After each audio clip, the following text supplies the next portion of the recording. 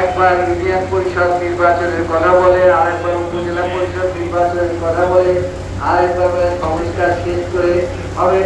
আবার দেখেন এই যে রাস্তায় ছেলেমেয়েদেরকে নামিয়ে দিয়েছে, যেটা আমরা অনেক আগে বলেছি যে আওয়ামী লীগের রাজনীতি যেদিন শেখ হাসিনা চলে গিয়েছে সেই দিনই শেষ হয়ে গেছে। যখন বিদায় নেয় তখন আর সে দেশের রাজনীতি তাদের, তাই আওয়ামী লীগের কোন রাজনীতি এদেশে আবার হবে এটা আমরা মনে করি না। বিএনপি প্রেসিডেন্টের বিচার চায় এবং সেই বিচার হবে দৃষ্টান্তমূলক বিচার, জানো বিচারে হবে না। সেই জন্যই এদেশের মানুষের একটা সমর্থন লাগবে, সাহায্য সহযোগিতা লাগবে, সেজন্য হচ্ছে গণতন্ত্র। আমরা এই জন্য প্রথম থেকেই বলেছি যে সংস্কার প্রক্রিয়া চলতে থাকবে, কিন্তু সাথে সাথে নির্বাচন দিতে হবে। 8 মাস হয়ে গেল, এখনো নির্বাচনের রোড ম্যাপ আমরা দেখি না।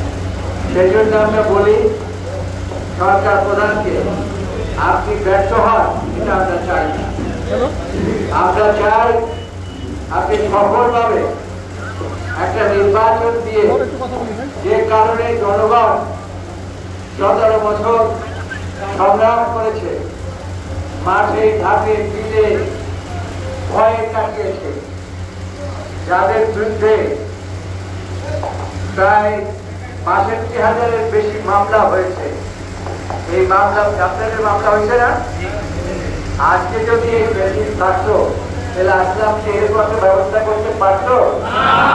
আর আমরাও কি সহজে এখানে আসতে পারতাম?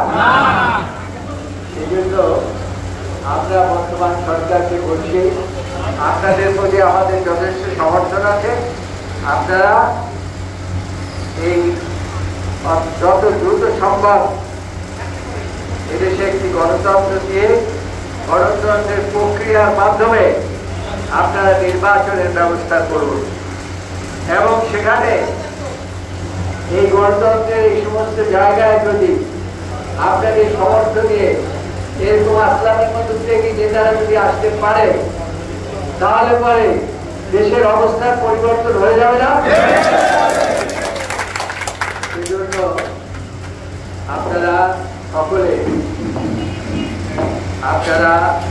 বেগম খালেদা জিয়ার জন্য দোয়া করবেন, আমাদের জনাব তারেক রহমানের জন্য দোয়া করবেন।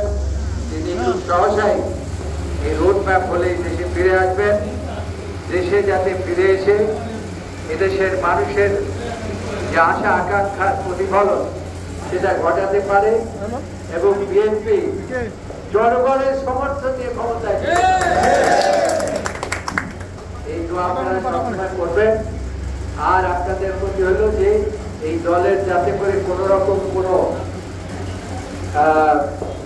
বদনাম সৃষ্টি না হয়, সেজন্য কোন চাঁদাবাজি, কারো বাড়ি দখল, আলুমহল, সন্ত্রাসী কর্মকাণ্ড থেকে আপনারা দূরে থাকবেন। তাইলে পরে জনগণ আপনাদেরকে বিশ্বাস করবে।